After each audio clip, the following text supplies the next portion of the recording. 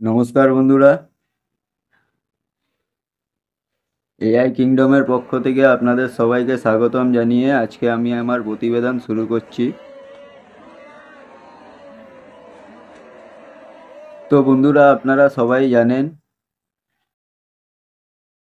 বিগত 11ই জুন কলকাতার মহেশতলা রবীন্দ্রনগর নামক একটি এলাকায় দুপক্ষের মধ্যে বিশাল হাতাহাতি, অনেক দাঙ্গা হাঙ্গামা, ইট বৃষ্টি, কিছু ভাঙচুর উপদ্রবী দ্বারা চালানো হয়। তো এই নিয়েই আমি আমার কিছু কথা বলতে চাই বন্ধুরা।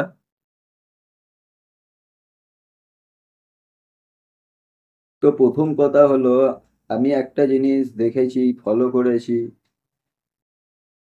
কোনো কিছু নিয়ে কিছু ঝামেলা হলে হিন্দুদের মন্দির কিংবা থাকার জায়গা কিংবা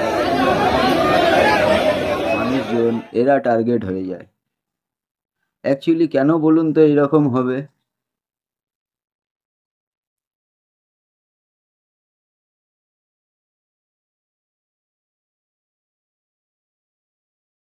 দেখুন, আমি কিন্তু কোনো রাজনীতি নিয়ে কথা বলতে চাই না, কারোর কোনো পার্টির সাপোর্ট নিয়ে আমি কথা বলতে চাই না। আমি কথা বলতে চাই, কিছু হলে হিন্দুদের মন্দিরগুলোর ওপর টার্গেট হবে, হিন্দুদের ঘরবাড়িগুলোর ওপর টার্গেট হবে। এগুলো কেন হবে? অ্যাকচুয়ালি এটা হওয়ার কারণ, আমাদের ওয়েস্ট বেঙ্গল গভর্নমেন্ট কোনো একটা নির্দিষ্ট জাতিকে পুরো ভরপুর ছাড় দিয়ে রেখে দিয়েছে, তারা যা খুশি করতে পারে।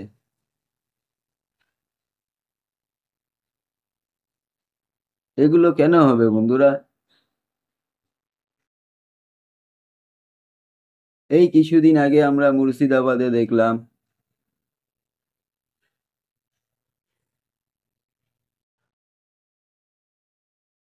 কিছু দুষ্কৃতীদের উপদ্রব।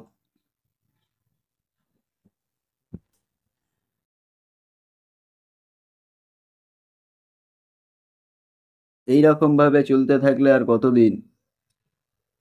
সব কিছুরই একটা সহ্য সীমা থাকে না?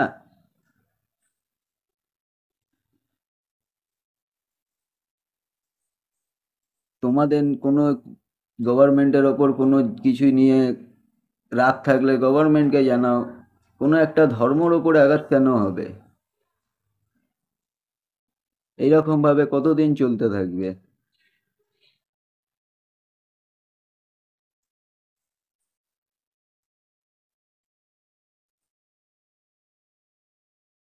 তো বন্ধুরা, আপনারাই কমেন্ট করে জানান এরকম আর কতদিন চলবে।